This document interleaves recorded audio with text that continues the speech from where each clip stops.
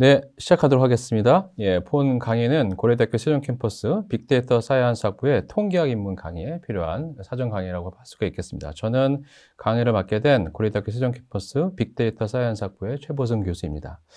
이 강좌는 통계관계 입문은 이본 학과의 교양 필수 과목인데요. 이 과목에서 학생들이 R을 이용해서 프로그램 실습을 하게 되는데, 이 강의는 그 R 실습하기에 앞서서 R을 한 번도 사용해보지 않은 학생들에 대해서 이 학생들에게 사용하는 데 기본적인 내용을 강의하고자 이 동영상 강의를 준비하게 되었습니다. 꼭 이 강의를 수강하는 학생들뿐만 아니라 자기가 이제 이 R에 대한 공부를 처음으로 한다고 생각하게 되면 다른 과목을 수강하는 학생들도 이 강좌를 통해서 R의 기본적인 사용법을 학습할 수 있겠습니다. 간단한 강의 소개를 마치고 바로 시작하도록 하겠습니다. 본 강의는 4개의 섹션으로 구성되어 있습니다. 총 4개의 섹션으로 구성되어 있는데, 첫 번째 섹션에서는 간단하게 R 프로그램에 대한 소개를 진행하도록 하겠습니다. 여기서는 이제 R이 무엇인지, 그리고 R을 왜 중요하게 사용돼야 되는지에 대해 말씀을 드릴 거고요. 그리고 간단하게 R과 R을 풀어보는 데 사용되는 통합 개발 환경인 R 스튜디오에 대한 설치 방법에 대해서 이야기를 하도록 하겠습니다. 그리고 R과 R 스튜디오 화면이 어떤 식으로 구성되어 있는지에 대해서 간단히 설명하도록 하겠습니다. 두 번째 섹션에서는 R의 자료 구조와 속성에 대한 부분인데요. R은 기본적으로 통계 분석을 위한 소프트웨어로 출발되었기 때문에 어떠한 자료를 가지고 분석을 하게 되는지, 여기서는 자료를 어떻게 처리하는지 기본적인 자료 처리 방법에 대해서 자료 구조와 처리 방법에 대해서 설명하도록 하겠습니다. 세 번째로는 R 함수에 대해서 이야기할 텐데, R은 기본적으로 함수에 의해서 돌아가는 프로그램입니다. 그러다 보니까 R에서 사용되는 함수의 개념이 무엇인지에 대해 설명을 하고요. 그리고 실제 우리가 사용자 정의 함수를 직접 만들어보는 방법에 대해서 제가 설명을 하도록 하겠습니다. 마지막 네 번째 섹션에서는 R 자체가 보통 우리가 돌아가게 되면 우리가 R 섹션이 구동된다라고 이야기하고 있습니다. 그래서 R 섹션이 구동되는 과정에서 필요한 사항들 몇 가지 설명을 할 것이고요. 그리고 실제 여러분들이 데이터 분석을 하게 되면 내가 직접 데이터를 만들기보다는 이미 만들어진 데이터, 예를 들어서 이 강의에서도 제가 데이터를 다 나눠주고 있는데, 이 데이터를 다운받아서 R 프로그램에 불러오는 방법에 대해서 간단히 설명을 하고요. 그리고 패키지라고 있습니다. 패키지에 대해서 설명할 텐데, R 패키지를 설치하고 구동시키는 방법에 대해서 진행하도록 하겠습니다. 이렇게 총 4개의 섹션으로 구성되어 있겠습니다. 다음으로 넘어가겠습니다. 첫 번째 섹션인 R의 소개에 대해서 시작하도록 해보겠습니다. 왜 통계 데이터 분석에서 왜 R을 써야 되는지에 대해서 좀 제가 이야기를 한번 해보죠. 기본적으로 R은 통계 데이터 분석을 위해서 만들어진 소프트웨어입니다. 그리고 여기에 강력하게 많이 쓰게 된 이유 중에 하나는 이 R이 그래프를 생성해 주는데, 도표나 차트들을 생성해 주면서 아주 강력한 기능을 발휘하고 있습니다. 이런 기능도 있기 때문에 많은 사람들이 R을 사용하게 되게 된 것이고요. 근데 무엇보다 중요한 건 R은 무료 소프트웨어라는 겁니다. 그전에는 이런 통계학이나 데이터 사이언스 전공하는 학생들 학과에서는 SES라든지 SPSS라든지 매틀랩 같은 프로그램을 썼는데, 이것들은 다 돈을 주고 써야 되는 프로그램들이라는 거죠. 또 가격이 너무 비싸가지고 이 개인들이 쓰기엔 매우 비쌉니다. 그거에 비해서 R은 완전히 무료라는 게 아주 큰 특징이 되겠습니다. 그리고 R은 제가 이제 플랫폼에 의존하지 않는다고 그랬는데, 윈도우든 맥이든 리눅스든 어디에서나 모두 사용할 수가 있습니다. 원래 통계학에서 많이 썼던 SES라는 프로그램만 하더라도 이거는 윈도우에서만 작동을 하지 맥에서는 작동을 하지 않습니다. 리눅스에도 작동하지 않고요. 그런데 R은 이렇게 프로그램에 원래 OS에 의존하지 않고 모두 다 사용할 수 있다는 거죠. 그래서 내가 윈도우에서 프로그램을 하다가 집에 갔는데 내가 집에는 맥밖에 없어 그러면 맥에서도 프로그램이 가능하고요. 심지어는 아이패드와 같은 태블릿에서도 작동을 할 수가 있습니다. 이게 또 R에서 가지는 큰 특징 중에 하나입니다. 자, 세 번째로 R은 기본적으로는 통계 분석을 하기 위해서 만들어진 응용 소프트웨어인데, 이게 일반적인 파이썬과 C와 같은 범용 프로그래밍 언어의 역할도 수행을 하고 있습니다. 아마 이 강의를 듣는 학생 중에서 이미 파이썬에 익숙한 학생도 있을 텐데, 파이썬은 원래 출발은 데이터 분석을 위한 프로그램이 아니었죠. C나 우리가 예전에 배웠던 포트란 같은 일종의 프로그램을 개발하기 위한 프로그램이었다는 거죠. 그래서 범용 프로그래밍 언어였는데, 그걸 이제 우리가 데이터 사이언스 분야에서 더 특화가 된 거죠. 근데 R은 그와 같은 기능도 제공하고 있다는 겁니다. 그렇기 때문에 여러분들이 직접 프로그램을 통해서 함수를 만들 수도 있고, 그리고 함수를 보는 패키지라든지 라이브러리도 생성할 수 있게 되는 거죠. 그리고 이런 것들을 내가 마치 자동화된 프로그램, 인베디드 프로그램처럼 코드를 작성을 해가지고 자동화로 실행할 수 있는 프로그램도 작성할 수 있는 그런 범용 프로그램 언어의 기능도 수행을 하고 있습니다. 자, 그 다음에 R은 객체 지향이며 함수에 기반한 프로그램 언어라고 볼 수 있습니다. R에서 사용되는 데이터의 단위는 기본적으로 객체입니다. 오브젝트로 말하게 되는 거죠. 이 단위로 데이터를 관리를 합니다. 그리고 모든 프로그램은 그거 전부 다 함수를 기반에 작동을 하고 있습니다. 그래서 뭐 함수에 대한 설명을 제가 하겠지만, 그래서 함수 기반한 프로그램이다라고 알고 있으면 되겠습니다. 자, 네 번째로 이제 오픈소스라는 겁니다. 이미 뭐 무료 소프트웨어라고 제가 말씀을 드렸는데, 오픈소스이기 때문에 누구나 다 이 프로그램을 쉽게 사용할 수 있고, 그리고 내가 남들이 사용한 프로그램들을 쉽게 사용할 수 있다는 겁니다. 또한 내가 어떤 연구를 잘해서 어떤 새로운 프로그램을 개발하게 되면 이 프로그램을 패키지로 만들어서 미러 사이트에 업로드할 수 있고요. 그러면 다른 사용자들이 모두 들어와서 그 패키지를 다운받아서 사용할 수 있습니다. 내가 만들 수 있는 것뿐만 아니라 이미 만들어진 패키지들도 이런 오픈소스를 통해서, 미러 사이트를 통해서 그 데이터 패키지를 다운받아서 그 패키지 제공하는 함수들을 이용을 해서 새로운 프로그램을 수행하고 있다는 거죠. 지금 제가 이 강의라고 이 순간에서도 어디선가 새로운 패키지가 개발이 돼가지고 R 미러 사이트에 업로드되고 있지 않을까라고 생각을 합니다. 그래서 현재 어떤 데이터 사이언스나 통계학을 전공한 학생들은 기본적으로 이제 분석을 위한 프로그램은 다 R을 사용하겠다고 말씀드릴 수 있겠습니다. 물론 이게 파이썬으로 많이 넘어오긴 한데요. 그래도 제 생각에는 통계나 데이터 사이언스 전공이라면 파이썬도 중요하지만 그거 못지않게 R의 사용 방법도 잘 알고 있어야 되겠다라고 말씀드릴 수 있겠습니다. 다음으로 넘어가겠습니다. 자, 간단하게 R 설치 방법에 대해서 설명드리도록 하겠습니다. 그냥 여러분들이 구글에 들어가서 R 치면 바로 이제 R에 접속할 수 있는 링크가 나오게 있는데요. 그리고 첫 번째 사이트를 들어가게 되면 다음과 같은 화면이 나온 걸 볼 수가 있습니다. 여기 R 프로젝트 ORG라는 사이트로 들어가겠는데 이 프로그램 첫 번째 화면입니다. 여기서 R을 다운받기 위해서는 여기 제가 동그라미처럼 부분 있죠? 이 CRAN이라는 Comprehensive R Archive Network이라고 되어 있죠? 여기를 클릭하고 들어가면 됩니다. 여기를 클릭하고 들어가면 다음과 같이 R 미러 사이트가 나옵니다. 전 세계에 R을 다운받을 수 있는 미러 사이트들이 쭉 나와 있는데 스크롤 쭉 내려보다 보면 지금처럼 코리아가 나와요. 그러면 여기 들어가서 클릭 들어가서 다운받을 수 있는 사이트에 접속할 수가 있는데 꼭 여기만 들어갈 필요 없습니다. 그냥 어디를 클릭해서 들어가도 상관없습니다. 뭐 반드시 여기가 우리가 한국에 들어가지고 코리아에 있는 사이트만 들어가느냐? 그건 아니라는 겁니다. 일단 저는 한국 사이트 하나 있으니까 여기에 클릭해서 들어가 보겠습니다. 여기를 클릭해서 들어가면 다음과 화면이 나오는데요. 어디를 들어가도 이 화면은 똑같습니다. 이게 이제 R을 다운받을 수 있는 실제 CRAN 사이트라고 할 수 있을 텐데요. 여기서 보게 되면 이제 본인의 OS의 특성에 맞춰서 뭐 내가 R을 쓴다, 리눅스를 쓴다, 맥을 쓴다, 윈도우를 쓴다. 그래서 여기서 이 중에 하나 선택해 들어가면 되겠습니다.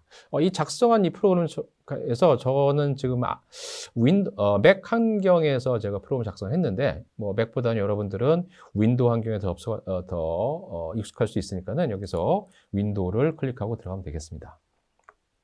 윈도우를 클릭하고 들어가면 이제 윈도우용 R을 다운받을 수 있는 사이트가 나옵니다. 이 사이트에 제가 일부만 맨 위에 나오는 화면만 캡처했는데요. 여기서 이 베이스라는 부분을 클릭을 하게 되면 자, 다음과 같이 실제 윈도우 버전 R을 다운받을 수 있는 사이트가 다시 팝업으로 뜨게 되어 있습니다. 이 사이트는 보면 지금 보다시피 최신 버전이 R4.4.2 버전이 있습니다. 여기서 다운로드 버튼을 누르게 되면 지금부터 이제 다운로드가 시행이 되고요. 다운로드 받은 데 인스톨 파일을 이제 그냥 화면에 나온 대로 클릭 따라서 하게 되면 R이 이제 자동적으로 설치가 되겠습니다.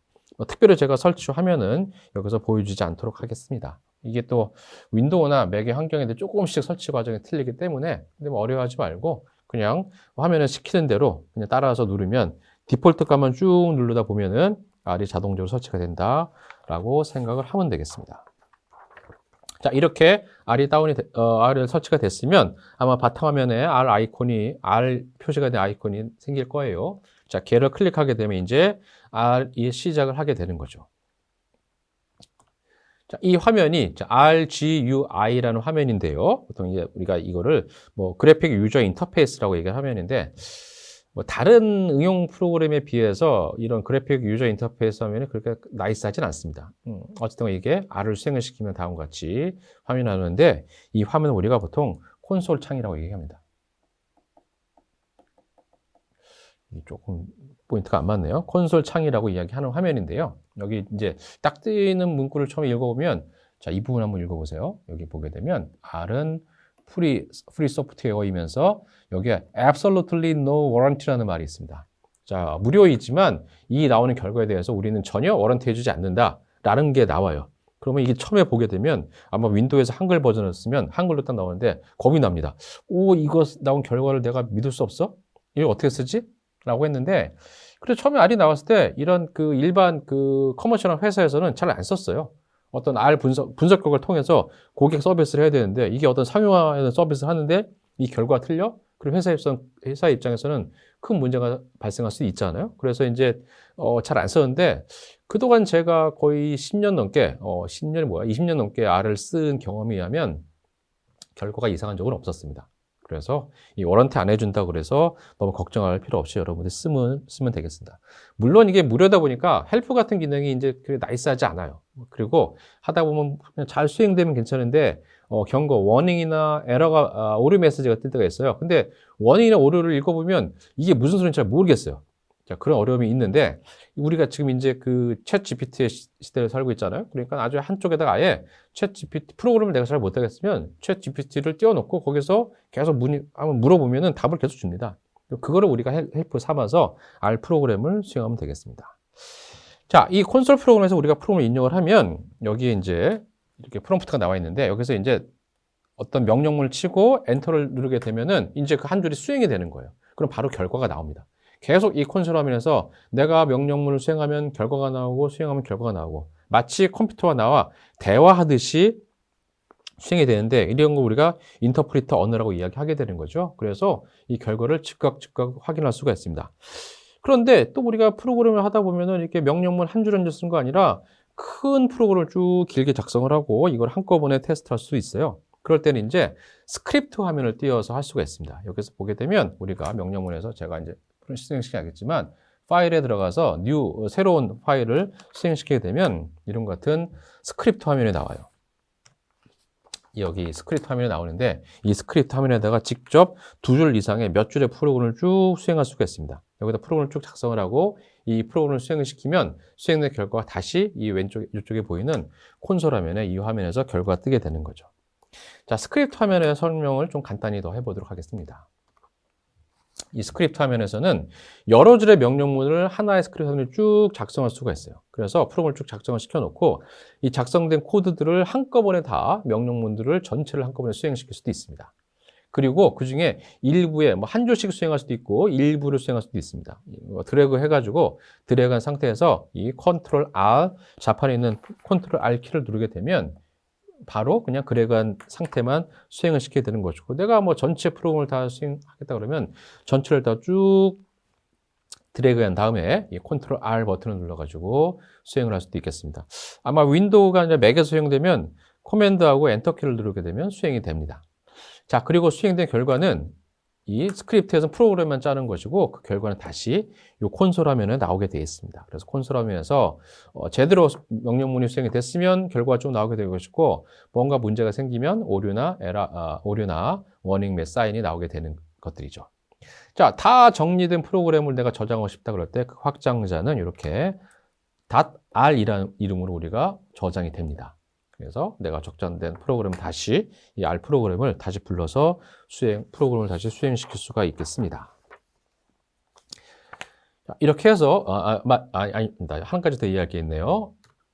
자, R 스튜디오라는 프로그램이 있습니다. R 스튜디오는 뭐냐면 R 프로그램이 아니라 R을 우리가 조금 더 편리하게 사용될 수 있게 해주는 통합 개발 환경, 우리가 IDE라고 얘기하는 거죠. 이 중에 일종이에요. 그래서 이거는 이 R 프로 스튜디오는 독자적으로 돌아가는 게 아니라 기본적으로 R을 설치하고 그러고 나서 R 스튜디오를 다시 또 설치해야 되는 거예요. 일종의 그래픽 유저 인터페이스를 제공하는 껍데기 프로그램을 할 수 있는데, 자, 이걸 쓰게 되면 조금 더 편하게 R을 사용할 수가 있습니다. 그래서 이것도 여러분들 그냥 구글 화면에서 R 스튜디오라고 치게 되면 바로 사이트로 접근할 수 있게 되는데요. 이 사이트에 들어가서 마우스 스크롤 쭉 내려가다 보게 되면 자기 OS에 맞춰서 지금처럼 뭐 윈도우라든지 맥 환경에서 R 스튜디오를 다운받을 수가 있습니다. 그러면 설명한 대로 여기 클릭해서 들어가서 설치 파일 다운로드한 다음에 그거를 또 그냥 시키는 대로 쭉쭉쭉 마법 확인을 통해서 설치하면 바로 쉽게 설치가 끝납니다. 설치가 끝나서 이 R 스튜디오를 수행을 시키게 되면 다음과 같이 R 스튜디오 화면이 나오는데, 아까 우리가 R을 시키게 되면 R을 그냥 RGUI 화면을 수행시키게 되면 얘는 그냥 콘솔 화면 띄웠잖아요. 여기에 보면 기본적으로 4개 화면이 나오는데 콘솔이 여기에 해당돼요. 이쪽이 콘솔이에요. 그래서 여기다가 우리가 R 프로그램에서 콘솔을 해서 클릭하면 명령을 한 줄 입력하면 결과 나오듯이 이 화면에서도 명령을 입력하고 엔터 치면 한 줄 결과 우리가 바로 확인해 볼 수 있고요. 그 다음에 위에 이 화면이 스크립트 화면이에요. 그러니까 내가 2줄 이상의 여러 줄의 프로그램을 작성하고 싶다 그러면 이 스크립트 화면에다가 명령문을 쭉 입력하면 됩니다. 그리고 마찬가지로 여기다 입력을 하고 한 줄씩 수행할 수도 있고, 드래그 시킨 다음에 컨트롤 엔터나 코맨드 엔터를 치게 되면 그 드래그한 내용만 수행이 되겠습니다. 자, 그리고 여기는 2개의 화면이 더 있는데요. 이쪽 화면은 우리가 이제 R 프로를 수행하게 되면 이런 아까 제가 객체란 표현 잠깐 썼는데 그 결과를 저장한 데이터들이든지 이런 값들이 쭉 컴퓨터 메모리상에 저장이 됩니다. 근데 그 저장된 객체들을 볼 수 있는 게 이쪽 오른쪽 위에 있는 화면이에요. 여기서 그래서 내가 데이터 같은 경우는 여기서 바로 클릭을 하게 되면 그 데이터 결과를 오른쪽 왼쪽에 있는 스크립트 화면에 엎어서 딱 나오게 돼요. 탭으로 구분되기 때문에 데이터도 바로 확인할 수가 있고요. 이 R이 갖는 가장 큰 특징, 사람들이 많이 쓰게 된 이유 중에 하나가 뭐였냐면 그래픽이라고 그랬습니다. 그래프라든지 도표를 너무너무 잘 만들어줍니다. 그런데 그 만들어지는 도표들이 이쪽 화면에, 오른쪽 아래 있는 화면에 쭉 보이게 되는 거죠. 그래서 여기서도 우리가 넘겨가면서 내가 그동안 만들어진 그림들을 다 확인해 볼 수 있고요. 이와 동시에 지금 보이는 화면은 헬프 화면이에요. R에서 제공하는 헬프 화면도 여기서 내가 직접 볼 수가 있는데, 아까 얘기했듯이 그 헬프가 그렇게 아주 친절하지 않기 때문에 R을 처음 쓰는 학생들은 이 헬프만 가지고 보기에는 조금 어려움이 있을 수 있습니다. 물론 이게 여러분들이 익숙해지면은 이 헬프만 가지고도 충분히 프로그램을 수행할 수가 있겠습니다. 자, 이렇게 해가지고 첫 번째 섹션의 내용을 마치도록 하겠습니다. 네, 두 번째 섹션 시작하도록 하겠습니다. 두 번째 섹션은 R의 자료 구조와 속성에 되겠습니다. 자, 우리가 R 소프트웨어를 쓰는 이유는 데이터 분석을 하기 위한 것이에요. 그러니까 R을 포함한 모든 컴퓨터 응용 소프트웨어는 자기만의 데이터들이 있습니다. 그래서 그 프로그램에 사용되는 데이터가, 이 자료가 어떤 식으로 생성이 되고 어떻게 관리가 되는지, 그리고 데이터는 또 어떤 종류들이 있는지, 그 같은 내용들을 두 번째 섹션에서 제가 설명드리도록 하겠습니다. 자, 먼저 변수라는 개념부터 제가 설명하도록 하죠. 변수, 그냥 영어로 variable이라고 얘기하게 되는 건데, 이 변수는 컴퓨터 안에서 어떤 값, 그게 값이 하나일 수도 있고, 한 줄이 될 수도 있고, 하나의 데이터가 될 수도 있겠죠. 이런 값들을 임시로 혹은 영구적으로 저장하는 장치라는 겁니다. 그래서 내가 변수를 하나 생성해서 거기다 값을 저장해 놓으면 이 변수가 컴퓨터 메모리 상에 어딘가 딱 저장이 되게 되는 거죠. 이 변수는 R 프로그램, 어떤 통계 분석을 위한 프로그램뿐만 아니라 어떠한 컴퓨터 랭귀지에서는 모든 컴퓨터 프로그램에서는 다 이 변수라는 게 존재한다는 거죠. 그래서 변수가 지금 여기 그림이 있는 것처럼 인티저 밸류를 저장할 수도 있고, 이런 실수를 저장할 수도 있고, 하나의 문자 값을 저장할 수도 있고, 이렇게 문자열이 저장할 수도 있습니다. 지금 언뜻 봤겠지만 숫자는 제가 그냥 썼고 문자들은 양쪽에 따옴표 썼어요. 자, 이게 또 구분이 되게 중요합니다. 바로 이 구분에 대해서 이야기를 하도록 하겠습니다. 자, 변수를 내가 생성하는 것을 프로그램상에서 내가 변수를 선언한다, declaration이라고 이야기하게 되는 겁니다. 이 방법은 내가 생성하고자 하는 변수 이름을 먼저 적어주고요. 변수 이름만 적어서 선언하는 경우도 있겠지만, 지금 같은 이 간단한 예제 코드인데요. 내가 myString이라는 새로운 변수를 선언하고 이 변수 안에다가 hello라는 값을 할당시켜주게 되는 거예요. 자, 이렇게 하나의 명령을 쓰는 걸 우리가 변수를 선언한다고 이야기합니다. 변수를 선언할 때는 변수의 이름을 지정해야 되는데 변수의 이름은 기본적으로 알파벳, 숫자, 그리고 피리어드 그냥 구두점이에요 하고 밑줄이라고 했는데 언더스코어라고 얘기하는 거죠. 여러분 키보드에 그 마이너스에서 쉬프트 누르고 위에 있는 거 있잖아요. 맨 윗줄에 이걸 얘기하는 거예요. 이것들로 우리가 보통 일반적으로 변수 이름을 구성을 합니다. 그리고 자 여기에 이제 변수 값을 할당시켜주게 되는 건데요. 먼저 변수 이름은 근데 반드시 알파벳 또는 정으로만 시작을 해야 되는 것이고요. R에서 변수 이름을 선언할 때는 대소문자를 구별합니다. 저는 처음에 이게 되게 힘들었어요. 왜냐면 저는 이 데이터 분석을 SES라는 프로그램을 배웠는데 SES에서는 변수명을 선언할 때는 대소문자를 구별하지 않습니다. 그래서 막 섞어 썼는데 R에서는 대소문자를 구별하기 때문에 잘 써야 되는 거예요. 여러분들이 써보면 알겠지만 이게 S 같은 거 되게 대소문자 구별하기 쉽지 않거든요. C도 그렇고. 그래서 이제 이런 실수를 자주 해요. 내가 소문자로 썼는지 대문자로 썼는지를 실수할 수 있는데 아래에서 이걸 철저히 구분하기 때문에 나중에 불렀을 때 잘못 쓰면은 제대로 호출하지 못하는 문제가 발생할 수가 있습니다. 이렇게 변수를 선언을 했을 때 R에서 사용되는 변수의 타입은 딱 두 가지밖에 없어요. 수치형 변수하고 문자형 변수밖에 없어요. 자, 이거 제가 줄을 딱 맞추기가 좀 어려운 게 좀 포인트가 화면으로 좀 안 맞네요. 자, 이렇게 두 가지밖에 없습니다. 그래서 수치형 변수하고 문자형 변수밖에 없어서 이 변수 자체가 한번 수치형으로 만들어지면 계속 숫자만 저장하고 문자형 변수로 만들어지면 문자값만 저장해요. 여기에 대한 자세한 내용은 제가 한 다음 2페이지 뒤에서 다시 설명하도록 하겠습니다. 자, 이렇게 수치형 변수랑 문자형 변수를 만들었으면 이걸 사용해야죠. R에서 이렇게 생성된 그리고 메모리상에 저장된 변수를 불러다 쓰는 거를 레퍼런스 참조한다고 이야기합니다. 그래서 이거는 뭐냐면 변수 안에 저장된 값을 내가 불러다 쓰는 겁니다. 이거 우리가 참조한다고 쓰는 거죠. 변수를 우리가 만든 이유는 거기에 저장된 값을 데이터를 쓰려고 하는 거예요. 실제 사용은 참조하는 것이다 라고 생각을 하면 되겠습니다. 다음으로 넘어가겠습니다. 이번에는 객체란 개념에 대해 이야기하도록 데이터 타입에서 먼저 얘기를 하죠.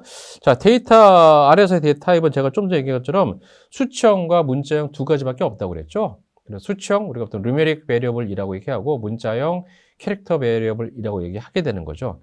실제로 이 두 가지밖에 없습니다. 그래서 numeric variable은 이렇게 실수 그리고 이항 반응이라고 그랬는데 0과 1로 구성된 값을 얘기하는데 여기는 이 로지컬 베리어블을 다시 얘기하는 거예요. 예전에 컴퓨터 쓸 때는 제가 대학생 때 거의 30년 전이죠. 이때 어떤 컴퓨터 쓸 때는 컴퓨터 가격도 비싸고 저장 공간도 비쌌어요. 그러니까 수치형 데이터도 계속 쪼갰어요. 이거를 그냥 인티저 밸류만 저장하는 변수하고 실수를 저장하는 변수를 다 구분했어요. 변수의 길이도 다 구분했었고요. 어떤 메모리 저장 공간을 최대하게 옵티멀하게 쓰기 위해서 그와 같은 작업을 했는데 지금 이제 그런 게 없어졌어요. 우리가 그냥 실수하다 그러면 그게 정수가 들어가 있던 실수가 되든 고려하지 않고 데이터를 그냥 다 때려 넣어서 저장할 수 있습니다. 그냥 숫자는 다 수치형 하나로만 설명할 수 있습니다. 그러니까 아까 우리가 변수에서 변수 생성하고 수치형 변수 할당할 때 그냥 변수 이름 쓰고 그냥 여기다가 숫자 1, 2, 3 이런 식으로 쓰면은 숫자형 변수가 생성이 되는 거예요. 그러니까 숫자는 당연히 숫자형 변수겠죠? 자, 그런데 아래에서는 지수 표현도 가능해요. 예를 들어서 10의 4승 이런 걸 쓰고 싶다 그러면 이렇게 바로 10의 4를 위천적으로 쓸 수 없고요. 1, 2 플러스 4 이런 식으로 다 쓸게요.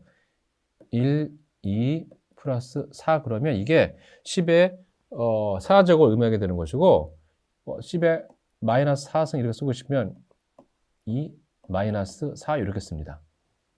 지수를 표현할 수 없으니까 이런 식으로 쓰게 되면 문자 2가 들어가도 숫자로 인식을 하고 자, 얘를 내가 y에 집어넣겠다. 그러면 이런 식으로 y라는 변수 선언하면서 그 애는 10의 마이너스 4승의 0.0001 값을 할당하게 되는 거죠. 자, 이렇게 실수형 변수를 선언하고 값을 쓸 수 있고요. 문자형 변수를 할 때는 자, 이렇게 받는 게 아니라 따옴표로 받아요. 그래서 x는 아까 한 것처럼 a, b, c 그러면 이런 문자 값이 x라는 변수로 들어가게 되는 것이고 이 안에 따옴표 안에 들어가는 모든 값들은 무엇이 들어도 상관이 없습니다. 그게 지금처럼 알파벳이 될 수도 있고, 한글 될 수 있고, 숫자도 될 수 있고, 어떤 특수 문자도 될 수 있고, 블랭크도, 공백도 들어간다는 거죠. 아까 이런 식으로 예를 들어서, 바로 제가 할 텐데, 헬로, 한 칸 띄고, 이런 식으로 하게 되면, 이게 통째로 y라는 문자형 변수의 값으로 할당이 되게 된다는 거죠. 그러니까 이 안에 공백도 들어가 있죠. 그리고 여기 있는 것처럼 제가 느낌표도 집어넣습니다. 특수 문자도 집어넣었다는 거죠. 자, 여기 또 하나 주의할 거 뭐냐면 내가 숫자로 넣었는데 이거를 다운편에 집어넣어서 그러면 얘도 그냥 문자로 인식을 합니다. 그래서 문자로 했기 때문에 기본적으로 사칙 연산을 수행할 수가 없습니다. 자, 마지막으로 로지컬 베리어블, 불린 베리어블이라는 게 있는데 얘는 0과 1, true와 false로만 저장이 되는 거예요. 그런데 자, 이는 기본적으로 이 누메릭 베리어블이에요. 근데 우리가 변수 할당을 할 때 이렇게 true나 false, 알파벳 대문자로 쓰거나 그냥 알파벳 대문자로 T 혹은 F로 할당을 하는데 앞에 따옴표를 쓰지 않아요. 그래서 x equal t r u 이렇게 쓰면 true라는 로지컬 베리어블이 할당이 되는 것이고 실제 x라는 변수에 저장된 값은 1이 저장이 됩니다. 만약에 true 앞에 이런 식으로 따옴표를 쓰게 되면 이때는 그냥 말 그대로 true라는 true라는 문자열이 저장되고 문자형 변수가 되는 거예요. 근데 true라면 할당을 시키는데 따옴표를 안 써요. 뭐 y는 false 이렇게 쓰면 이것도 마찬가지 이번에는 0이 할당이 되는 거죠. 자, 이거 하나 주의를 해서 써야 되겠습니다. 다음으로 넘어가겠습니다. 자, 이번에는 객체에 대한 개념에 대해서 설명을 하도록 해보죠. 우리가 영어로 오브젝트라고 얘기하게 되는 건데 우리가 과거에 내가 어떤 통계 분석을 위한 통계 분석을 위한 응용 소프트웨어를 쓰게 되면 데이터는 다 테이블 형태로만 저장이 됐습니다. 뭐 뒤에서 제가 이거 다시 한번 얘기할 텐데 행과 열로 구분이 되는데 행은 observation이고 열은 변수예요. 이렇게 저장된 테이블 형태로만 데이터가 저장이 되는데 어느 순간 비정형 데이터라는 게 나왔다는 거죠. 그럼 비정형 데이터는 이런 테이블 형태로 저장이 안 돼요. 그래서 좀 더 이런 데이터 가진 형태를 다양화시키면서 이거를 객체라는 이름으로 우리가 저장하게 되는 겁니다. 그러니까 이 객체 단위의 데이터를 저장을 하게 되면 이 데이터가 특정 형태를 가질 필요가 없습니다. 어떤 값판이 들어가도 객체고, 팩터가 들어가도 객체고, 매트릭스가 들어가도 객체고, 표 형태의 데이터가 들어가도 객체고, 그리고 뒤에서 얘기했지만 아래서는 리스트라 형태도 있는데 이것도 다 객체라는 겁니다. 그리고 그 객체의 속에 있는 값 하나하나를 우리가 원소 오브젝트라고, 원소 엘리멘트라고 부르게 되는 거죠. 그래서 아래에서는 모든 데이터들이 기본적으로는 이 객체로 저장이 되는 거죠. 그러니까 제가 조금 전에 변수란 개념을 설명했었잖아요. 변수 하나하나가 변수도 하나의 객체가 되는 겁니다. 객체로 저장이 된다는 거죠. 그리고 그 객체는 이렇게 스칼라, 벡터, 행렬 다 된다는 겁니다. 그리고 이 객체들은 원소가 다시 어떤 객체가 이 객체의 원소가 또 될 수가 있어요. 그게 하이라키컬하게 계속 밑으로 파고 들어갈 수 있다는 겁니다. 자, 변수를 선언하면서 할당 예를 보게 되면 여기 있는 거죠. 제가 오브젝트하고 부등호 마이너스로 1 썼습니다. 이거는 오브젝트 1이라는 내가 객체를 하나 생성을 하고 여기에 값을 할당시켰는데 1이란 값을 할당한 거예요. 오브젝트 2라는 객체를 만들고 2라고 했어요. 이퀄 했는데 자, 아래에서는 이퀄을 쓰나 부등호 빼기를 쓰나 마찬가지예요. 둘 다 할당의 의미예요. 어떤 변수에 값을 할당한다. 이 객체에다 값을 할당한다는 뜻이 되는 겁니다. 그러면 둘 다 어느 것 줘도 상관이 없는데 저도 아직도 이게 처음부터 제가 제대로 안 배웠는지 아니면은 이 할당을 이퀄만 쓴 프로그램을 시작했는지 몰라도 아래에서는 이게 돼요. 근데 보세요. 보게 되면 여러분들이 봐도 이렇게 써놓으면 훨씬 더 즉각적으로 이해가 되는 거죠. 아, 이를 내가 오브젝트 1에 집어넣었다 라는 뜻이 되잖아요. 이퀄을 쓰게 되면 내가 헷갈리잖아. 이게 2를 오브젝트 2에 집어넣는지 같다는 뜻인지 뭐 뒤에 같다는 의미 따로 얘기하겠지만 자, 이러니까 이렇게 써주는 게 보다 직관적이라는 거죠. 그러니까 처음 프로그래머나 여러분들은 가능하면 이렇게 직관적인 표현인 여기에 습관을 들이세요. 근데 귀찮죠? 이퀄은 그냥 한 번 쓰면 되는데 얘를 쓰려면 부등호 쓰고 마이너스 써야 되는데 부등호는 더군다나 Shift까지 눌러야 돼요. 그냥 조금 귀찮아요.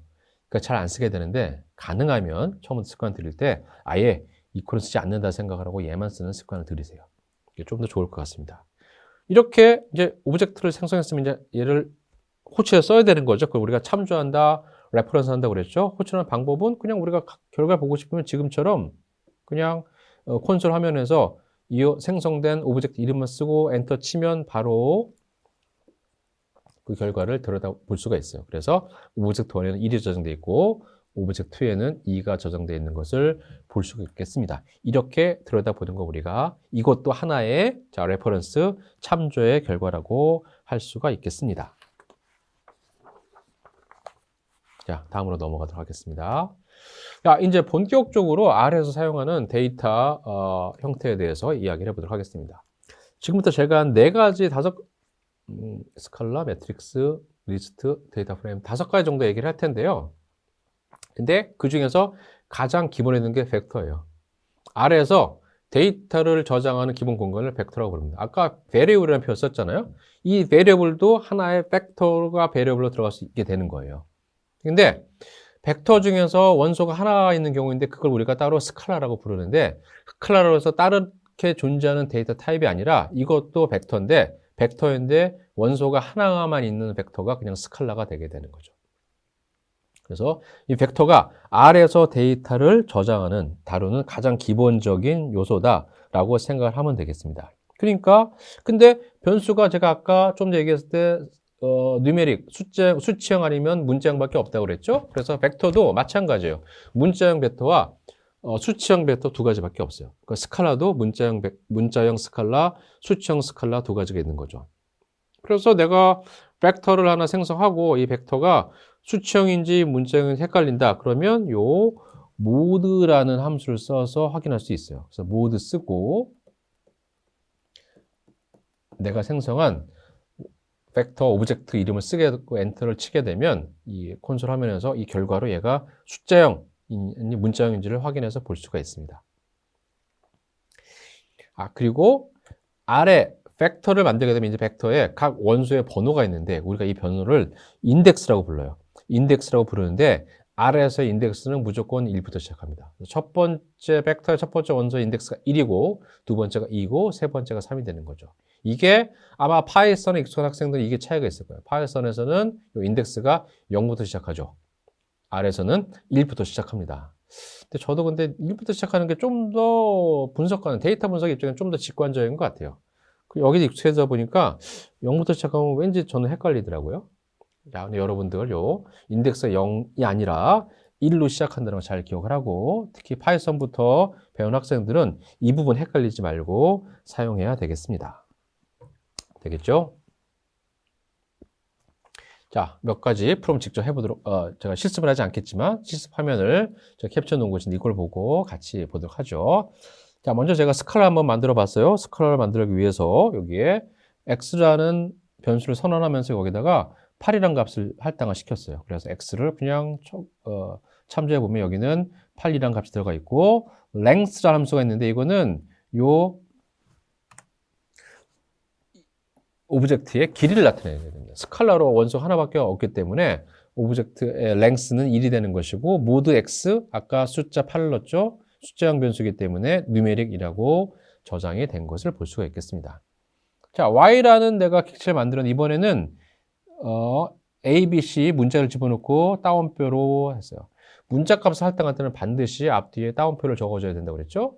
그리고 이거를 참조해 보게 되면 그 값이 A, B, C로 들어간 거 볼 수 있을 것이고 얘도 length는 값이 하나밖에 없으니까 1이고요. 모드는 문자형 변수이기 때문에 캐릭터라고 나오는 것을 확인해 볼 수가 있겠습니다. 자, 이번은 벡터를 만들어 봅시다. 벡터를 만들기 위해서는 가장 벡터를 만드는 쉬운 방법은 C라는 함수 쓰는 거예요. concatenation의 약자인데 이렇게 C라는 함수를 쓰고 여기다가 내가 넣고자 하는 원소 1, 2, 3, 구분하는 겁니다. 벡터에서 원소를 구분하는 방법은 지금처럼 콤마로 구분합니다. 그래서 이렇게 생성된 X라는 벡터 오브젝트에는 3개의 원소가 들어가 있게 되는 거죠. 그 엘리멘트가 3개 있는 거죠. 자, 이 함수는 여러분들이 나중에 써보면 알겠지만 요 C 함수로 붙이는 원소가 지금처럼 숫자만 있느냐 아니라는 거예요. 여기에 문자도 들어가서 있고 문자와 숫자 섞어 들어가서 있고 또 다른 객체와 객체, 오브젝트와 객체도 이 C함수로 다 묶을 수가 있어요. 심지어 매트릭스도 C함수로 묶을 수가 있습니다. 근데 그때는 사이즈가 좀 맞아야 되겠죠. 이건 일단 잊으세요. 어쨌든 C함수가 되면 객체와 객체끼리 다 그냥 묶어서 객체의 벡터를 만들 수가 있습니다. 자, 지금은 숫자 3개 들어가는 크기가 3인 벡터를 만들어 봤습니다. 그래서 1, 2, 3 값이 들어가 있고요. length x 하게 되면 얘의 길이는 원소가 3개 있으니까 3이 되는 것이고요. 여기 아마 우리도 마찬가지로 모드 함수를 걸어버리면 숫자만 들어갔기 때문에 캐릭터, numeric이라고 나오겠죠. 자, 이번에는 z라는 객체를 만들었는데, 이번에는 a, b, c 하고 29 두 개를 넣었어요. 이거를 C 함수로 묶어줬는데, 자, 보면 여기는 문자니까 따옴표를 쓰고 여기는 숫자니까 안 썼잖아요. 문자와 숫자를 섞어서 벡터를 만들면 얘는 그냥 캐릭터예요. 문자형 벡터가 됩니다. 여기 내가 29 다음에 따옴표를 써주면 보다 명확하겠지만 안 써줘도 문자와 숫자가 섞여 있기 때문에 그냥 얘는 문자형 벡터로 인식을 해버립니다.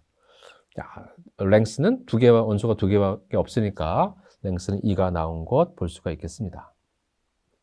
자, 이런 식으로 벡터를 만들어 봤고, 길이를 확인하기 위한 랭스 함수와 여기에 대한 타입을 할 수 있는 모드 함수 2개도 같이 제가 설명을 하였습니다. 자, 다음. 자, 이번에는 인덱싱에 대해서 이야기를 해보도록 하겠습니다. 자, 이 인덱싱이 중요한 게 실제 벡터에서 특정 위치에 있는 원소를 끄집어낼 때 자, 이 인덱싱을 통해서 하게 되어 있는 거죠.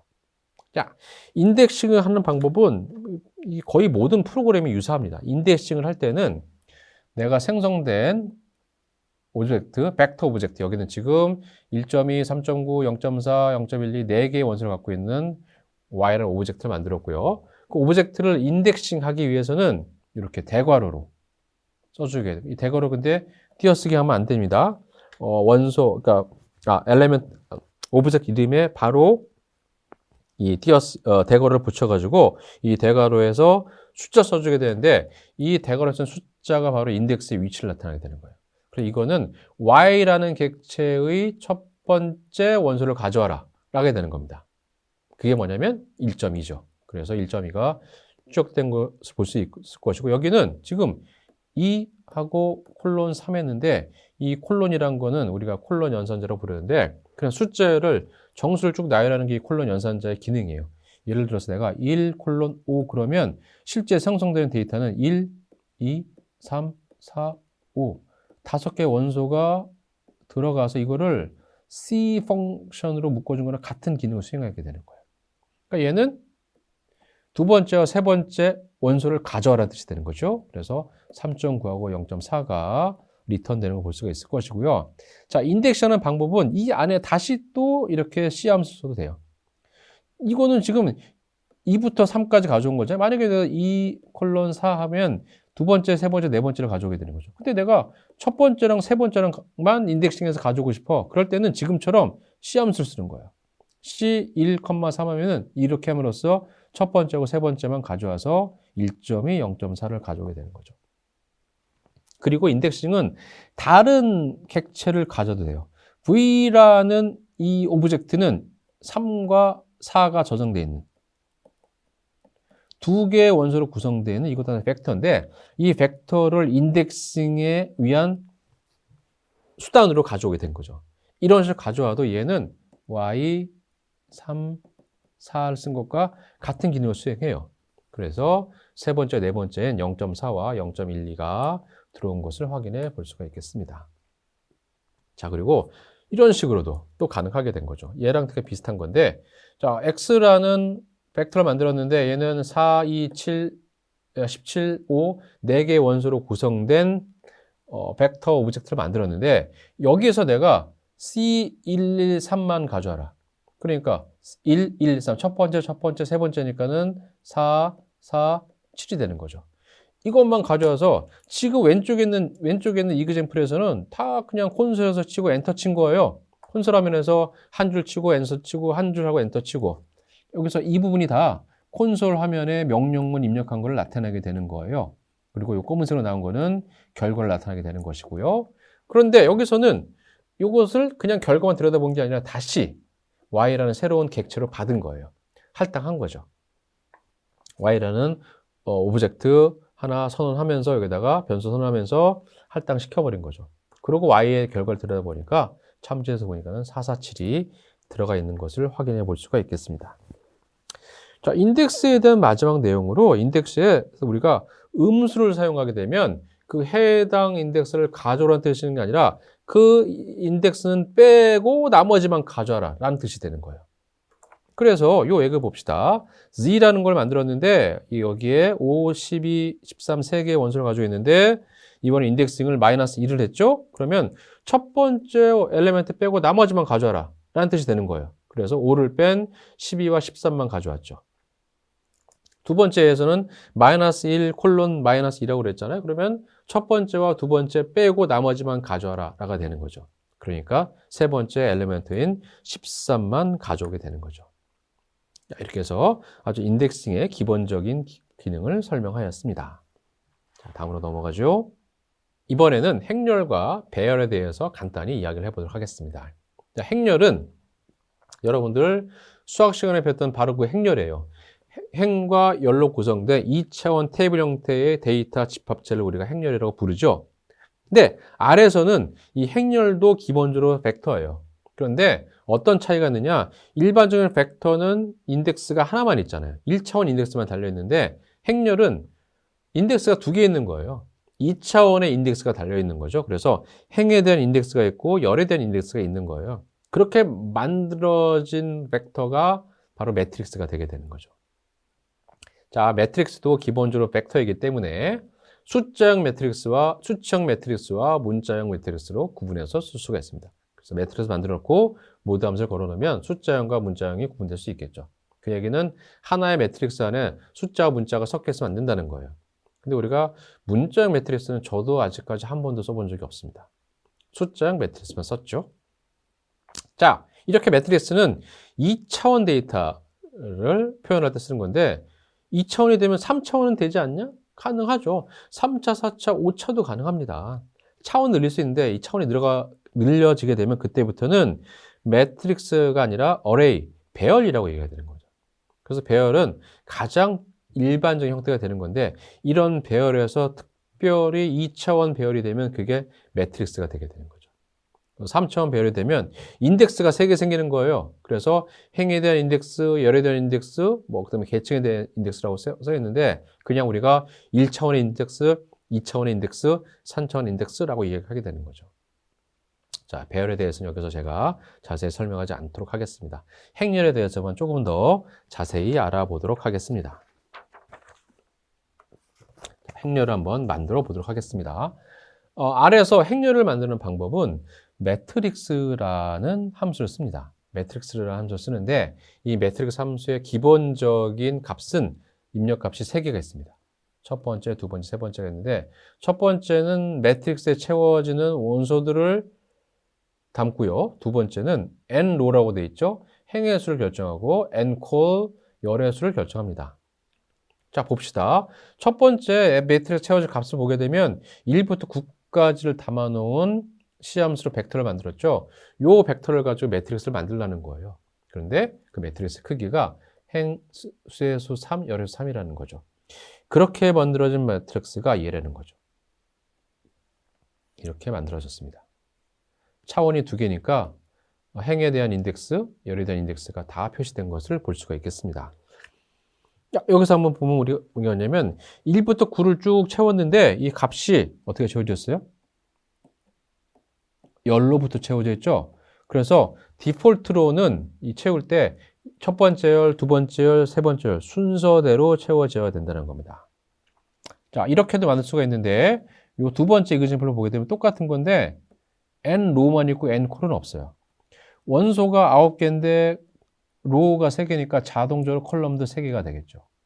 그렇죠? 자, 얘 같은 경우는 아까 콜론 연산제 제가 잠깐 설명했었죠? 그냥 이렇게 콜론 연산제로 더 간단하게 만들 수가 있어요. 그런데 이렇게 만들어서 데이터를 채우고 이번에는 또 n로 이퀄 3 그랬죠.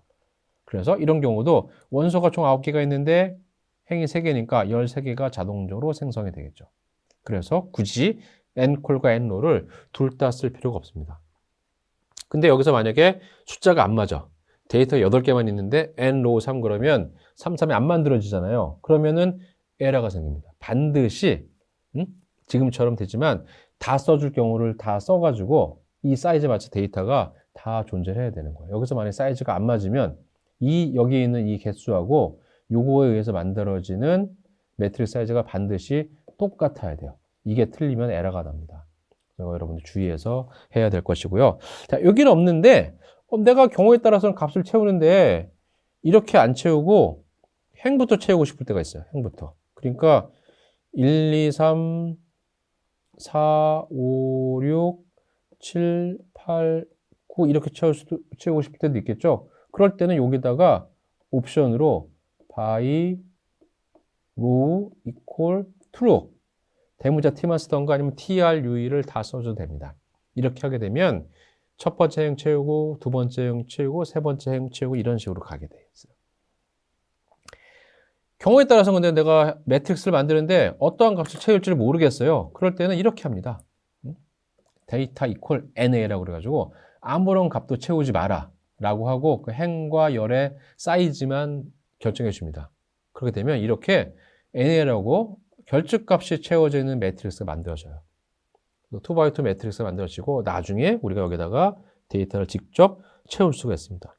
그때 채우면 되는 거예요. 되겠죠? 자, 다음 봅시다.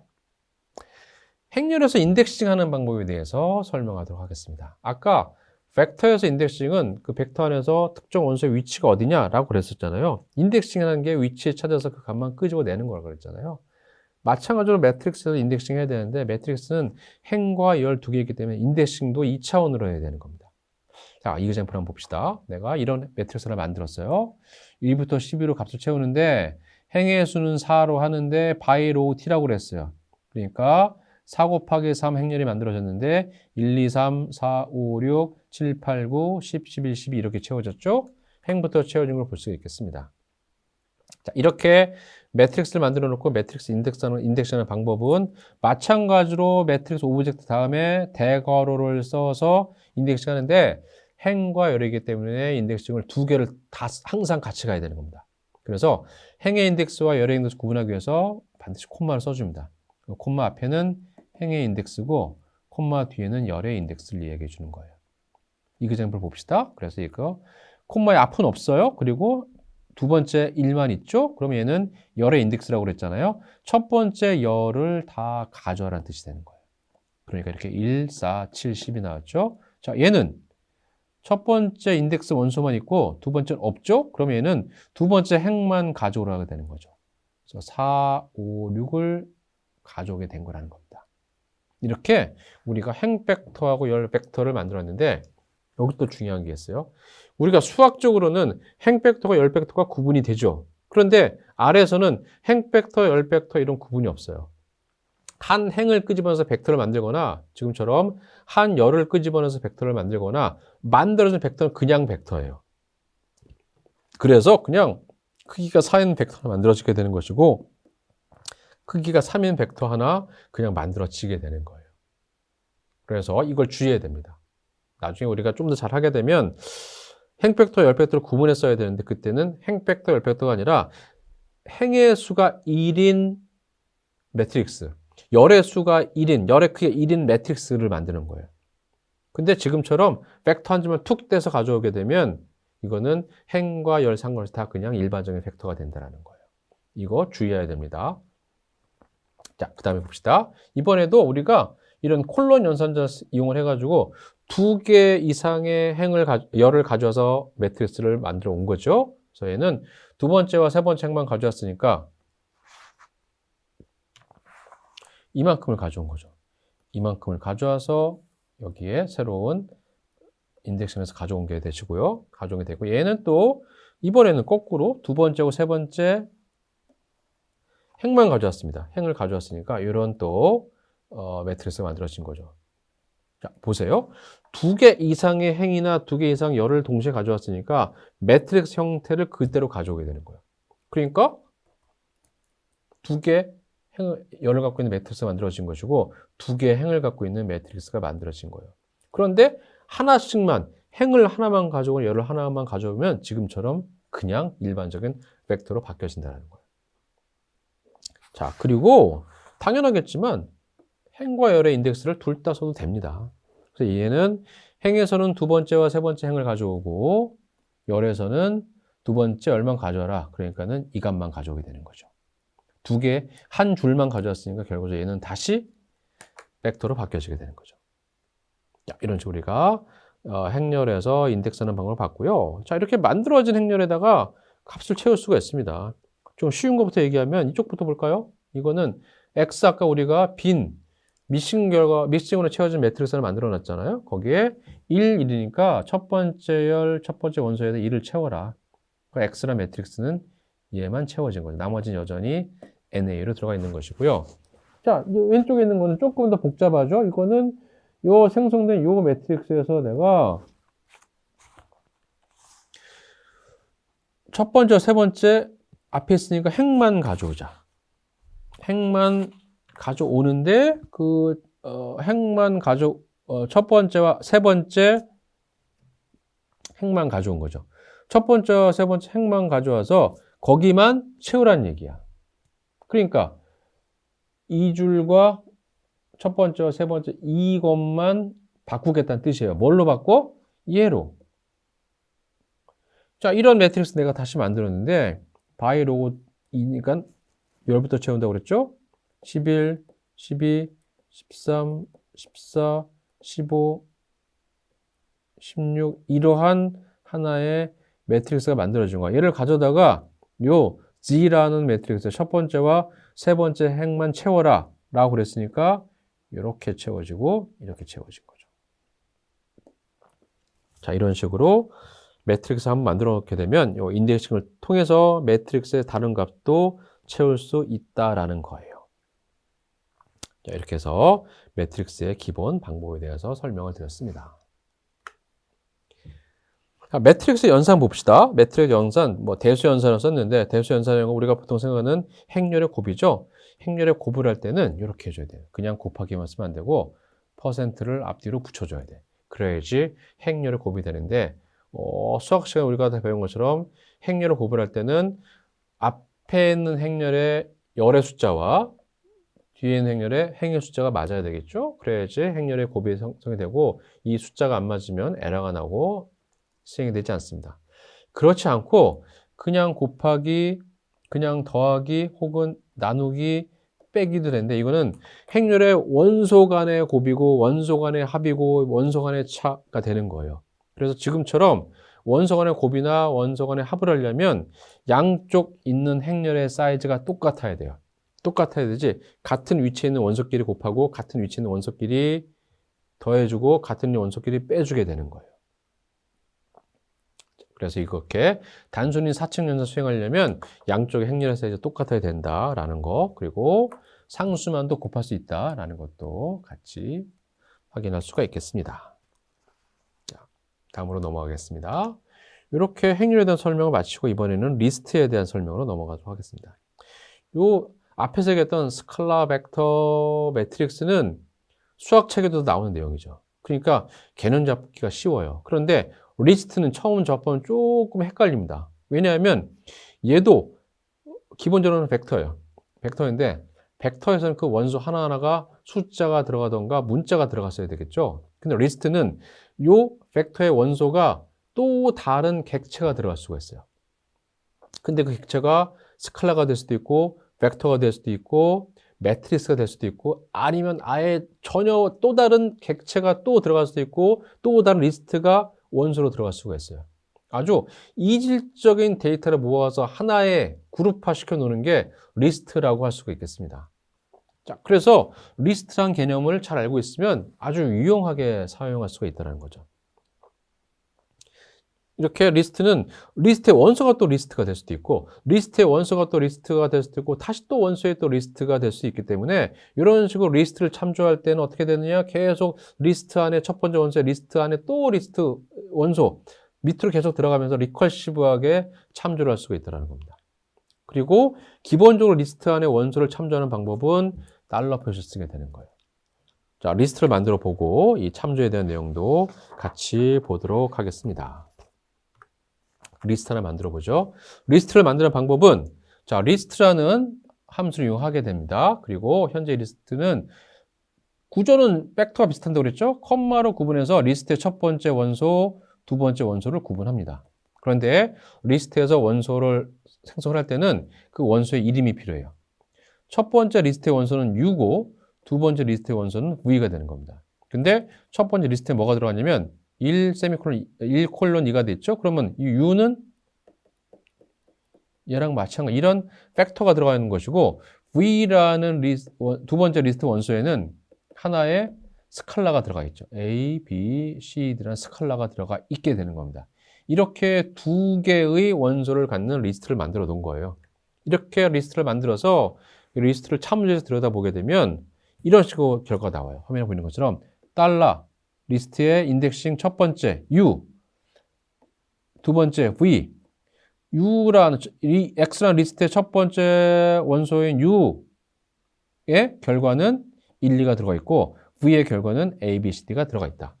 그러니까 리스트의 첫 번째 원소 U는 벡터고 리스트의 두 번째 원소 V는 스칼라가 들어가 있게 되는 거죠. 이런 식으로 우리가 리스트를 만들 수 있고요. 자, 또 다른 예를 봅시다.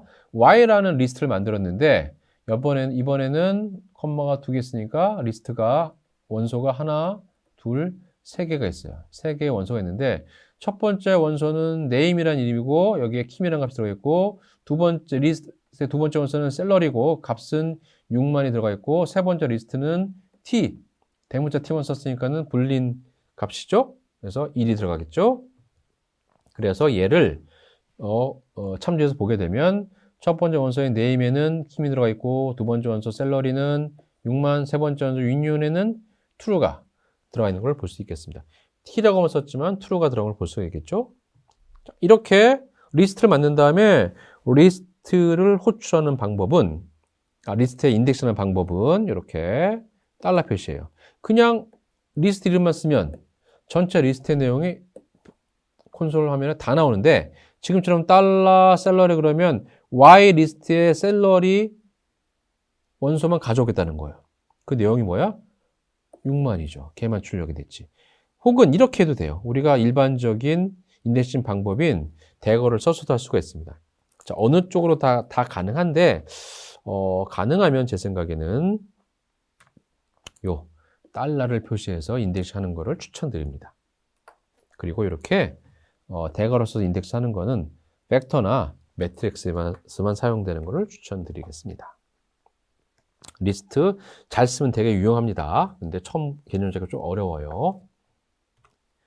이제 데이터 프레임에 대해서 이야기해 보도록 하겠습니다. 제가 맨 처음 이야기를 할 때 R은 데이터 분석을 위한 응용 소프트웨어라고 그랬잖아요. 그 과거에도 많은 응용 소프트웨어들이 있었어요. 데이터 분석을 위한 응용 소프트웨어니까 기본적으로 데이터를 다 가지고 있어야 되는 것이고요. 자기들만의 데이터를 관리하는 부분이 다 있습니다. 그리고 데이터를 저장하는 파일도 다 가지고 있어요. 그래서 보통 데이터 파일이라는 이름을 쓰고 그 데이터는 2차원 테이블 형태로 저장이 되어 있습니다. 그런데 매트릭스도 2차원이잖아요. 근데 큰 차이가 있습니다. 매트릭스에서는 행과 열만 있는데 이 데이터 파일에서는 행과 열을 철저히 구분합니다. 행에는 옵저베이션에 들어가게 되는 것이고 이게 데이터 특성에 따라서 사람이 될 수도 있고 사물이 될 수도 있고 나라가 될 수도 있고 뭐 기업이 될 수도 있고 하는 거죠. 그리고 열에 들어간 거 우리가 변수라고 불러요. 앞에서 제가 변수라는 표현을 썼는데 똑같이 배열을 쓰지만 열을 데이터 구조화에서는 열을 우리가 별도로 또 변수라고 부릅니다. 그리고 하나의 변수 안에서는 같은 속성을 가지고 있는 데이터들이 저장되어 있으니까. 그러니까 정리해 놓고 보게 되면 데이터 파일도 테이블 형태로 되어 있습니다. 2차원 테이블 형태로 되어 있는데 이 열에 들어있는 게 변수가 되는 것이고 같은 열 안에는 같은 속성의 값들이 들어가게 되는 거예요. 그러니까 똑같이 숫자형이 들어가면 다 숫자로 채우는 것이고 두 번째 열은 또 문자형이 들어갈 수 있다는 거죠. 그러니까 딱 놓고 보면 기본적으로 생긴 거는 행렬과 마찬가지로 2차원 테이블인데 행렬에서는 모든 원소의 타입이 똑같아야 됐다고 그랬잖아요. 근데 데이터에서는 안 그렇다는 거죠. 데이터 파일에서는 숫자가 들어갈 수도 있고 문자가 들어갈 수 있는데 같은 열 안에서만 들어가면 된다는 겁니다. 자, R도 데이터 분석을 위한 프로그램이기 때문에 R만의 데이터 파일이 있어요. 그 파일을 뭐라고 부르냐면 데이터 프레임이라고 불러요. 그리고 이것도 객체입니다. 벡터도 객체고, 스칼렛도 객체고, 매트릭스도 객체고, 데이터 프레임도 객체라는 거죠. 특수한 형태가 된다는 거죠. 자, 그래서 2차원 테이블로 되어 있지만 생긴 게, 자, 아까 우리 이래저래 만들 수 있는 거죠. 어떤 내가 데이터 프레임이 있는데, 첫 번째는 뭐 name이라는 변수를 가지고 있고, 두 번째는 salary라고 해봅시다. 근데 name은 김 3개가 있는데 salary는 그러면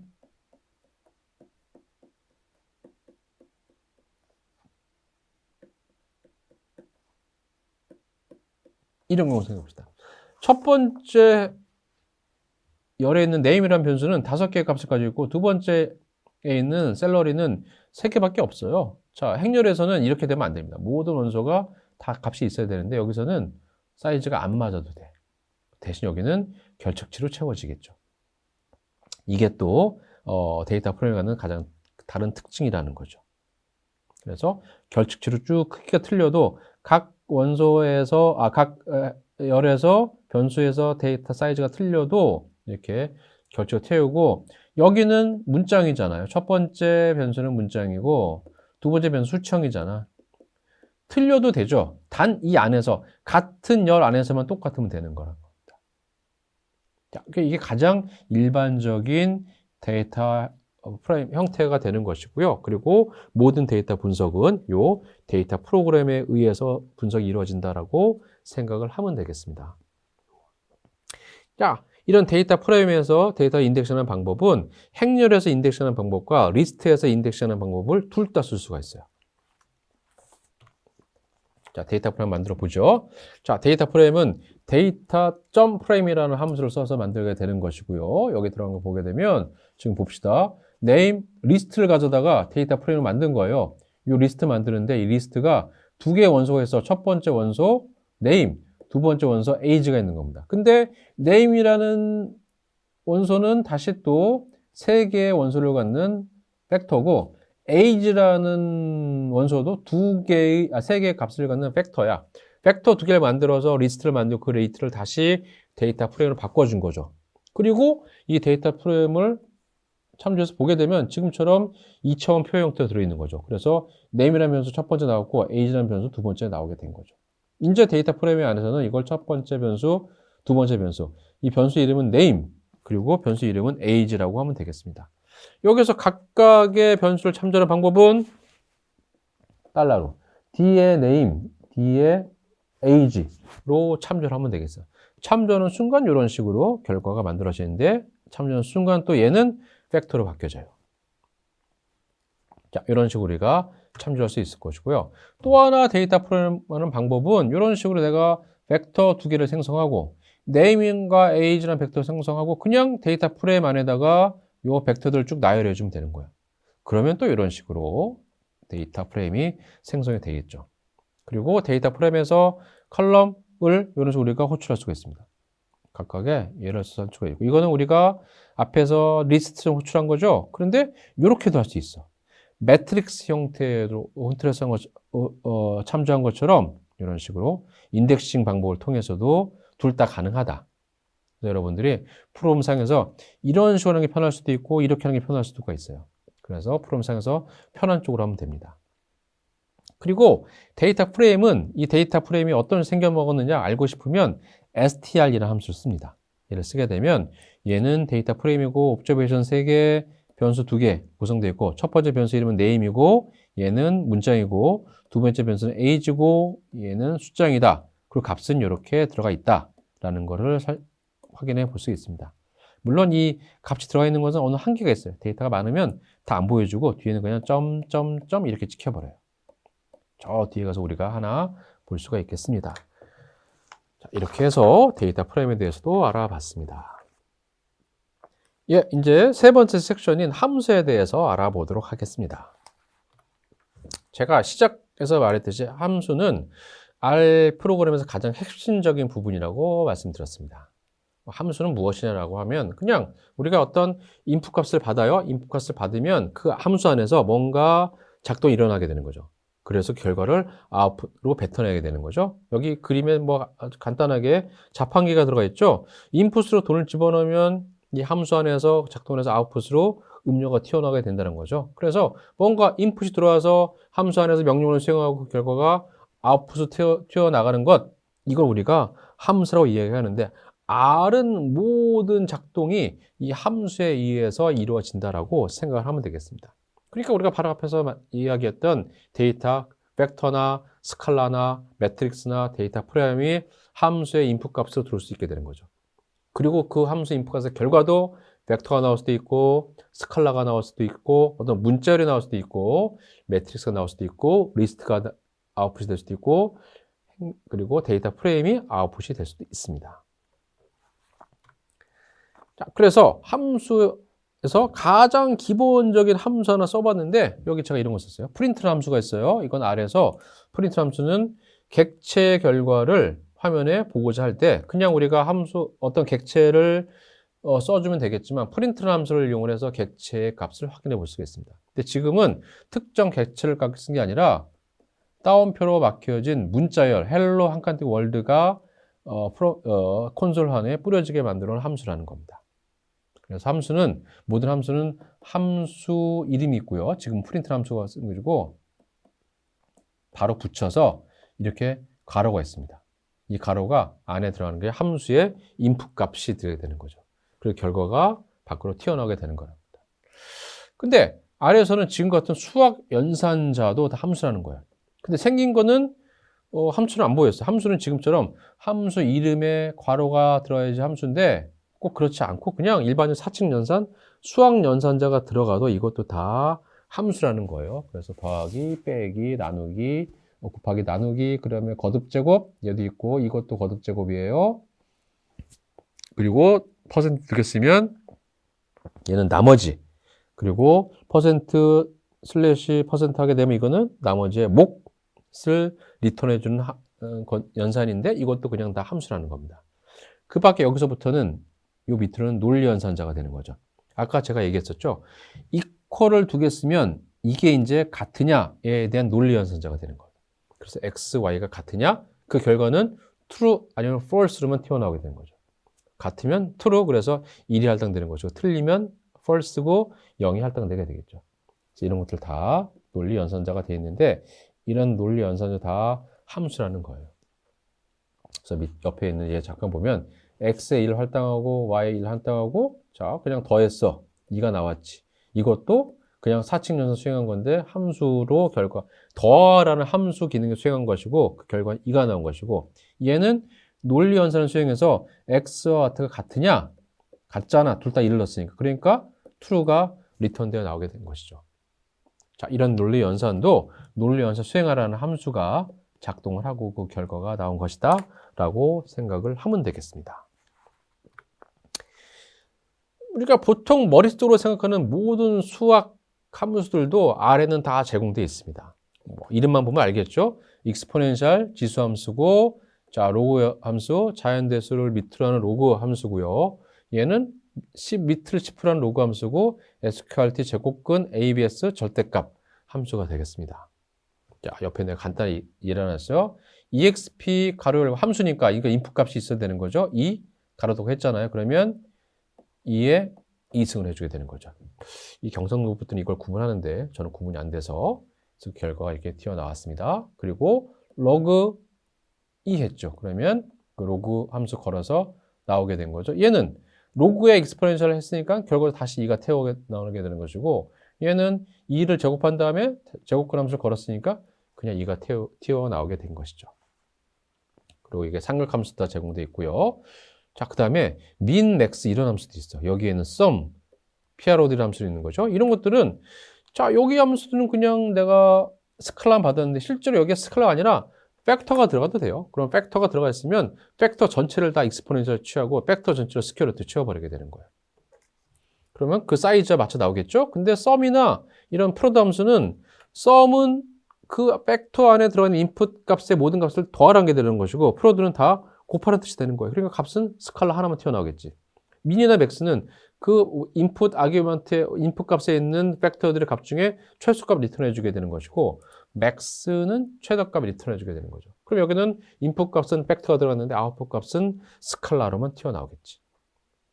자, 이런 것도 다 아래에서 기본적으로 제공된 함수인데 몇 가지만 제가 간단히 소개시켜 봤습니다. 그럼 우리는 이렇게 아래에서 제공한 함수들을 가져다 쓰면 되는 거예요. 그런데 우리가 실제로 제대로 정말 내가 R을 잘 쓴다 그러면 R에서 만들어진 함수를 잘 쓰는 것도 중요하지만 전문가가 되려면 내가 직접 함수를 만들 수 있어야 되는 겁니다. 사용자 정의, User Defined Function을 만들 수 있어야 된다는 겁니다. 이렇게 함수를 만들었으면서 내가 하고자 하는 어떤 계산 프로그램을 논리적으로 쫙 정리를 해서 코드를 만든 다음에 그래야지 나중에 고치기도 쉽고, 그리고 누군가 왔을 때 이 잘 정리된 함수의 내용을 보고 이거가 어떤 식으로 작동을 해서 어떤 식의 값이 튀어나오는 것이구나 라는 걸 알 수 있게 되는 거죠.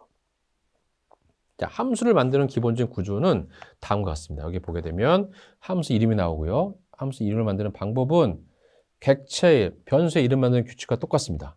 그리고 펑션이라고 함수를 전부 다 만들겠다 선언을 해주고, 가로가 들어가 있는 이 안에 함수에 인풋 값이 들어가는 거예요. 그럼 인풋 값이 어디선가 작동을 해가지고 결과가 튀어나오는데, 출력 값은 return이라는 함수를 이용했습니다.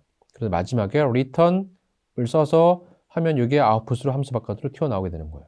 그리고 함수의 내용은 이렇게 중괄호로 묶어줍니다. 이 중괄호 안에 들어간 모든 내용이 내가 새로 만드는 함수의 내용이 되겠습니다. 이게 함수의 기본적인 작성 구문인데, 우리가 함수를 만들다 보면 지금은 다 인풋도 있고 아웃풋도 있잖아요. 그런데 경우에 따라서는 인풋이 없는 함수도 만들 수가 있고, 경우에 따라서는 또 아웃풋이 없는 함수도 만들 수가 있습니다.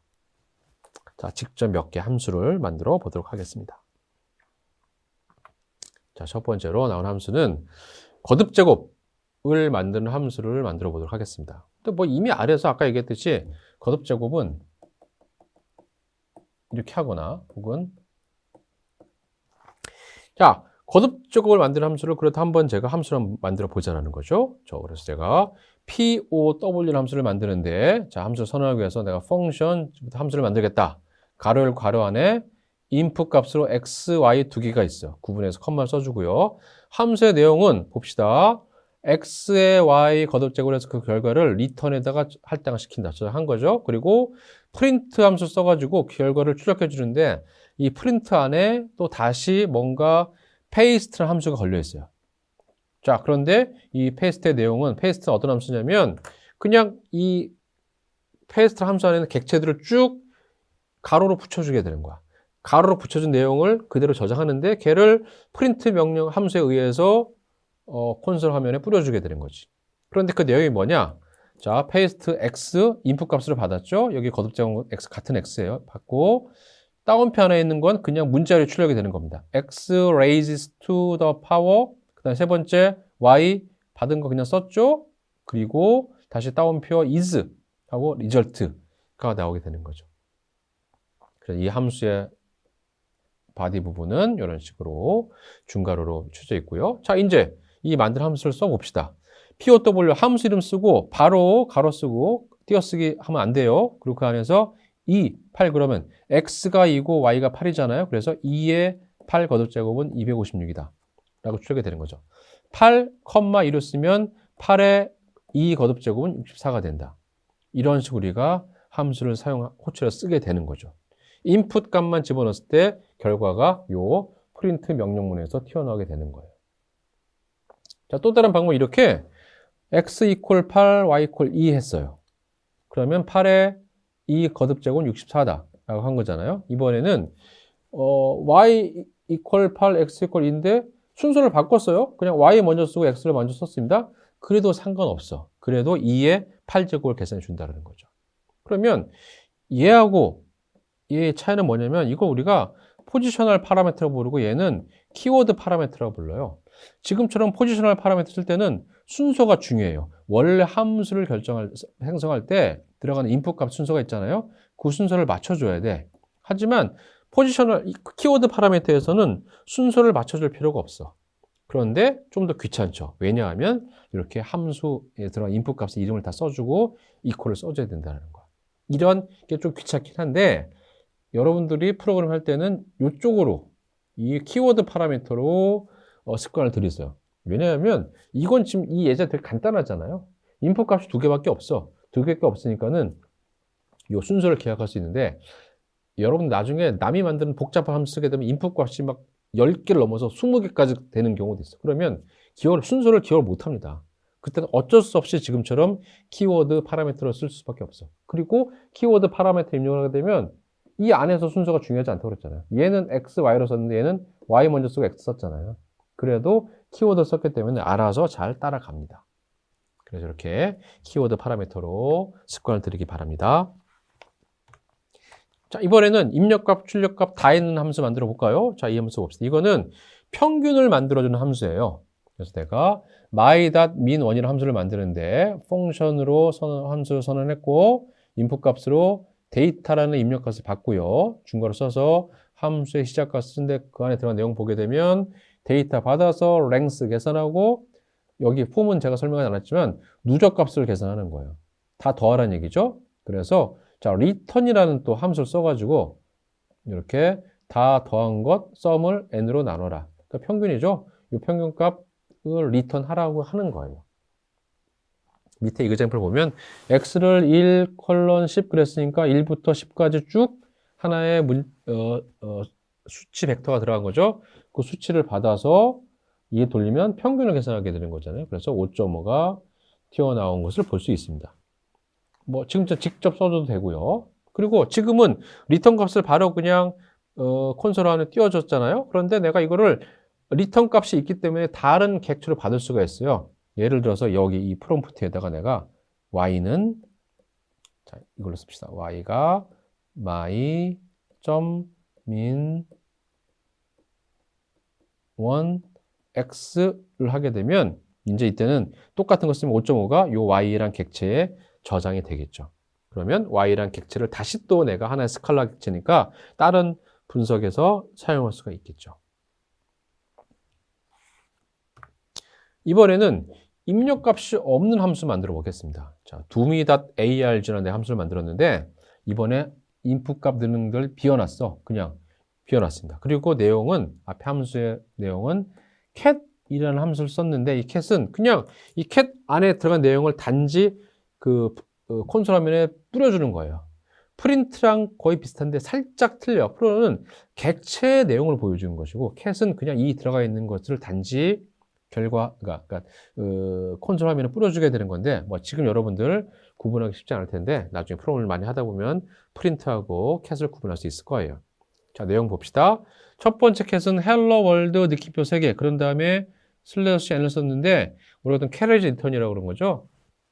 콘솔 화면에서 뿌려줄 때 알아서 엔터 치는 기능 한 줄 넘어가라는 뜻이 되는 거예요. 그 다음 줄에는 welcome our system 했는데 여기 뭐가 들어갔냐? 이게 들어가 있어. 데이트 가로 열고 닫고. 자, 데이트하고 가로 열고 닫는 얘기는 이것도 어떤 함수라는 건데 인풋 값이 없는 함수야. 이것을 수행시켜 봅시다. 이 함수는 애초에 인풋 값이 없었기 때문에 내가 사용할 때도 그냥 함수 이름 쓰고 가로 닫고 아무것도 안 쓰면 돼. 근데 그 결과로 무엇이 튀어나오느냐? 요 cat 펑션의 기능으로 hello world welcome our system 그런 다음에 요 데이트 가로 열고 닫고 함수가 무엇이냐? 현재 컴퓨터의 시스템 날짜 시간을 추적해 주게 되는 거예요. 제가 이 강의 노트 만들었을 때가 2024년 11월 18일 월요일 11시 23분 48초. 이 데이터 함수 결과로 이 값이 TO에 나오게 되는 거죠. 그러니까 이 데이터 함수도 인풋 값이 없는 함수예요. 입력 값이 없는 함수인데 실제로 없는 게 아니죠. 컴퓨터에 오늘 날짜라는 것이 입력 값이 들어간 거예요. 근데 그거 굳이 안 써줘도 알기 때문에 안 써준 것 뿐이야. 오늘 날짜라는 입력 값을 안 썼는데 알아서 인식한 거죠. 하지만 지금 제가 임의로 만들었던 domi.arg 함수는 아예 인풋 값이 없는 함수예요. 입력 값이 없어도 이렇게 자동적으로 돌아갈 수 있도록 우리가 함수를 만들어낼 수 있다는 겁니다. 그래서 여러분들이 프로그램에 되게 익숙해지게 되면 다양한 함수를 앞으로 만들 수 있을 겁니다. 자, 그래서 세 번째 섹션 마치겠습니다. 자, 네 번째 섹션 시작하도록 하겠습니다. 이번에는 마지막으로 섹션 구성과 패키지 설치에 대해서 제가 설명하도록 하겠습니다. 기본적으로 우리가 R을 수행을 시키게 되면 뭐 똑같이 또 이 강의의 섹션이 아니라 R 섹션을 수행한다라고 이야기를 하게 됐습니다. 그럼 R이 한번 수행돼서 컴퓨터상에 돌아가게 되면은 자, 여기서 생성된 파일들을 저장하거나 아니면 파일들을 가져오는 워킹 디렉토리라는 것을 R이 자동적으로 만들어요. 그래서 이게 물리적으로 내 컴퓨터상 어디엔가 이런 워킹 디렉토리가 설정이 되어 있습니다. 그래서 R 프로그램상에서 이 워킹 디렉토리를 확인하는 방법은 getwd라는 이것도 입력값이 없는 함수죠. 예를 쓰면 현재 작업하는 워킹 디렉토리는 자, 유저란 폴더 밑에 CBS-KUST라는 폴더 밑이 되는 거죠. 그런데 이렇게 디폴트로 주는 폴더 말고요. 우리가 프로그램상에서 내가 직접 이런 워킹 디렉토리, 작업 폴더를 설정할 수가 있습니다. 이걸 설정하는 방법은 이렇게 setwd라는 함수를 사용하는데 다운표 안에다가 모든 이 폴더의 경로를 다 적어주는 거예요. 그래서 유저 밑에 CBS-KUST 밑에 쭉쭉쭉쭉 해서 마지막에 온라인 콘텐츠 제작까지라는 폴더까지 가야 되는 거죠. 이때 폴더 이름에서 띄어쓰는 철자가 하나만 틀려도 안 돼요. 그리고 반드시 슬래시를 써야 돼. 이 중에 윈도우를 쓰는 학생들은 윈도우에서는 이 폴더, 하위 폴더를 표현할 때 얘를 써요. 얘를 쓰는데 R에서는 윈도우에서 나를 쓴다고 하더라도 이 역슬래시 쓰면 안 돼. 반드시 슬래시를 그어서 하위 폴더를 지정해 줘야 된다는 겁니다. 그런데 이렇게 쓰려면 경로 이름도 정확히 알아야 되고 철자나 띄어쓰기 틀리면 안 된다는 겁니다. 그런데 우리가 조금 더 쉽게 하는 방법이 있습니다. 메뉴 방식으로 이 워킹 디렉토리를 결정할 수가 있습니다. 그 방법에 대해서 알아보도록 하겠습니다.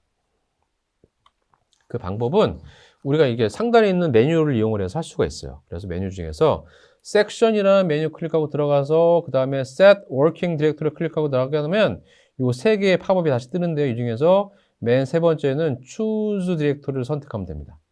얘를 선택하면 다음과 같이 파일을 선택하는, 디렉토리, 폴더를 선택하는 화면이 나와요. 여러분들이 흔히 볼 수 있는 바르고 화면이에요. 여기서 내가 데이터를 결과물을 저장하고자 하는 워킹 디렉토리를 클릭해서 찾으면 되는 거죠. 그리고 마지막에 오픈 버튼 누르게 되면은 이제 아까 이 화면에서 이 명령을 다 써준 것과 똑같은 기능을 수행하게 되는 겁니다. 그래서 워킹 디렉토리 작업 디렉토리가 R 프로그램상에서 만들어지게 되는 거죠. 여러분들 그래서 프로그램 시작하게 되면 내가 뭔가 여러 줄의 코드를 짜야 되겠다 그러면 꼭 작업 디렉토리, 워킹 디렉토리를 설정을 하고 수행하기 바랍니다. 이렇게 섹션을 하기 위한 워킹 디렉토리 설정을 했으면 이제 여기다가 이제 데이터 불러오는 문제를 이야기해 보도록 하겠습니다. 다음으로 넘어가죠. 자, 이제 여러분들이 나랑 실습할 때도 마찬가지지만 제가 여러분들이 직접 데이터를 만드는 일은 별로 없습니다. 예제 데이터도 제가 다 만들어서 혹은 제가 다운받은 데이터를 여러분들이 제공하죠. 그럼 여러분들은 그 다운받은 데이터를 R에서 불러들였으면 되는 거예요. 그래서 그걸 위해서 데이터 불러들이는 방법에 대해서 간단히 설명하도록 하겠습니다. 예로서 이제 가장 쉬운 데이터 파일인 CSV 파일을 읽어드리는 방법에 대해서 설명을 할 텐데 CSV 파일을 읽을 때도 있을 것이고 엑셀 파일을 읽어드릴 때도 있는데 이게 좀 틀려요. 함수가 틀립니다. 예제되는 데이터는 state.csv라는 파일인데 이건 미국의 주별로 데이터를 갖고 있는 거예요. 총 4개의 변수를 가지고 있고 미국의 주니까 50개의 옵저베이션 관찰치 가지고 있어요. 그래서 첫 번째 state 주의 이름이 나와 있고 그 다음에 population 주의 인구, murder rate 살인율, 그 다음 마지막에는 네 번째 컬럼은 abbreviation 이 약자를 저장해 놓은 거죠. 얘를 R 안으로 불러오도록 해보겠습니다. 봅시다. 먼저 얘를 하기 위해서 내가 setwd 해가지고 아까 했던 것처럼 작업 폴더를 저장했습니다. 그리고 이 state.cs라는 파일가 바로 요 워킹 디렉토리 안에 저장되어 있는 거죠. 자, 워킹 디렉토리를 내가 setwd로 설정했기 때문에 이 데이터를 불러오는 것은 read.csv 함수에서 파일 이름만 적어주면 돼요. 물론 앞뒤로 콜론을 더블 커테이션 마크를 다운표를 적어줘야 됩니다. 그러면 이 파일이 잘 불러졌으면 그게 정상적으로 불러졌으면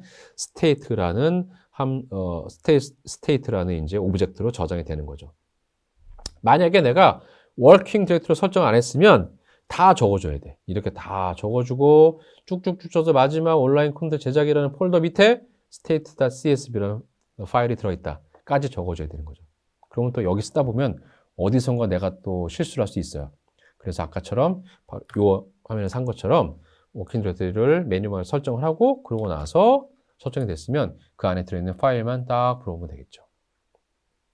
아까 설명했던 str 함수를 써서 데이터를 한번 들여다봅시다. 남이 만든 데이터를 들여다볼 때 반드시 str 함수 써가지고 이 데이터의 속성을 확인해 봐야 되는 거예요. 이 state라는 데이터는 50개의 옵저베이션과 4개의 베리어블로 구성되어 있고 4개의 베리어블은 state, population, murder rate, abbreviation 4개가 있는데 얘들에 대한 타입은 캐릭터, 인티저, 누메릭, 캐릭터로 저장되어 있고요. 그 값들이 다는 안 보여주고 50개니까 몇 개만 이런 식으로 보여주고 있습니다. 그 뒤에 점점점 그래서 데이터가 더 있다라고 표시해 준 것이죠. 데이터를 실제 들여다보고 싶으면 이렇게 헤드라는 펑션을 써요. 헤드 펑션 쓰게 되면 전체 데이터 있는 것 중에서 위에 5개, 6개만 보여집니다.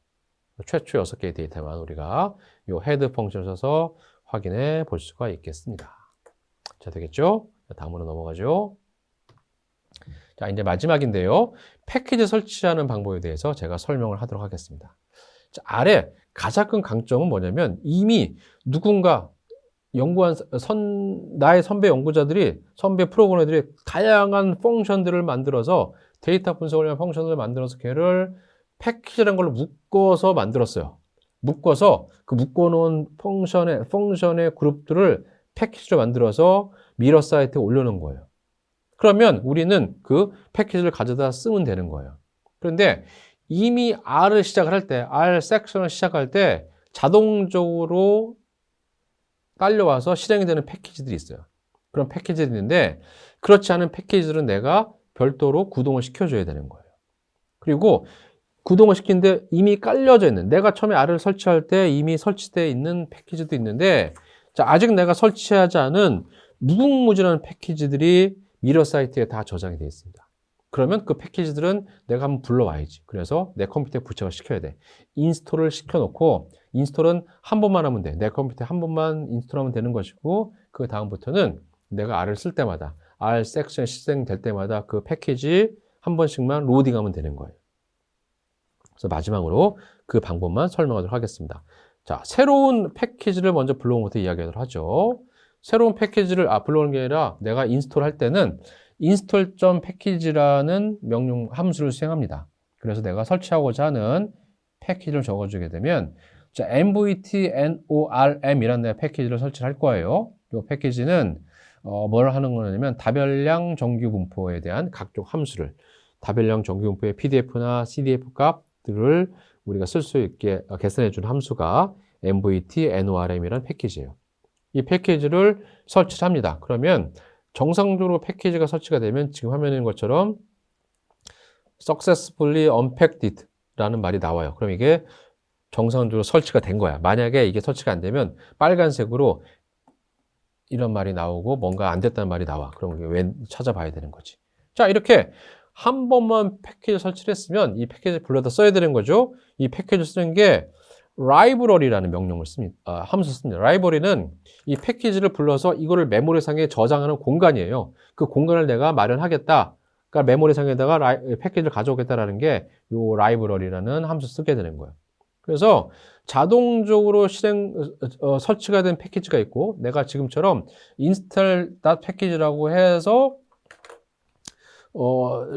다운로드해서 설치해야 될 패키지 있는데 어찌됐건 패키지는 한 번만 설치가 되면 R을 시작할 때 필요한 이런 패키지들은 라이브러리라는 함수 써서 불러오면 되는 거예요. 그래서 이거는 한 번만 하면 되고 얘는 R 섹션 시작할 때 새로운 R을 내가 껐다가 켰어. 그럴 때마다 요 라이브러리 함수 시행을 해서 그 패키지들을 불러와서 메모리 상에다가 딱 띄워 놓으면 되는 겁니다. 자, 이렇게 해서 제가 기본적인 내용 설명을 모두 마쳤습니다. Q&A는 직접 오프라인 해주시고요. 자, 이거 마지막으로 강의 듣느라고 고생 많았습니다. 이걸로 모든 강의를 마치도록 하겠습니다.